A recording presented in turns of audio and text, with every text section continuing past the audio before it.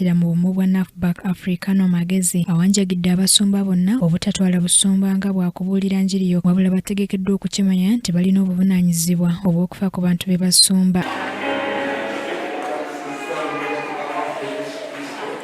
Ono asinzidde ku kkanisa ya Christ for All Power Center Erungujja ku mukolo gw'okwawula abasumba nga guno gwetabiddwako abasumba n'abalabirizi okuva mu bitundu by'eggwanga eby'enjawulo era nga basoose na kuyimba nnyimba ezitendereza omutonzi okuva mu kwaya ey'abawuliddwa ey'awamu. Okubuulira kukulembeddwamu omulabirizi Rajab Sentamu ngono yayagalako okwegeza mu ntebe ennene y'eggwanga mu kulonda okuwedde era nga bw'abadde abuulira asabye abasumba b'abalokole bonna okujjumbira okusoma wadde nga baayitibwa. Babuze olw'okubulwa okumanya kyekibuza abantu kyokka. Kutamanya osanga ng'omuntu agamba nti nnoonya amafuta tamanyi najja wano n'agamba tegaliiwo amafuta. Omuntu ayizze n'ategeera bagamba nti ekkanisa ng'ensabira tojja musanga ng'azunga yagenze ejjini sijja gamenya amanya gye mutera okugenda mumanyiiyo leero yasabidde ekigundi nga tulabika nabadde ngenzeko. Ono era ategeeza nti ensangi zino abasumba basanga obuzibu lw'abantu be basumba okuba nga bayivu n'ebyuma bikalimagezi ebikozesebwa nti era buli njiri gye babuulira bagyekolerako okunoonyereza. Tulina obuvunaanyizibwa okukyusa abantu abo baleme kusigala nga we bajja.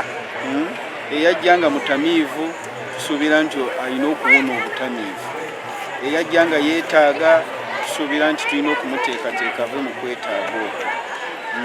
Ono omusumba w'ekkanisa eno ayanjulidde Ssaabawandiisi Magezi abamaliriza emisomo abawerera ddala 5 era ne batekkerwa era ne bakwasibwa n'amabaluwa gaabwe.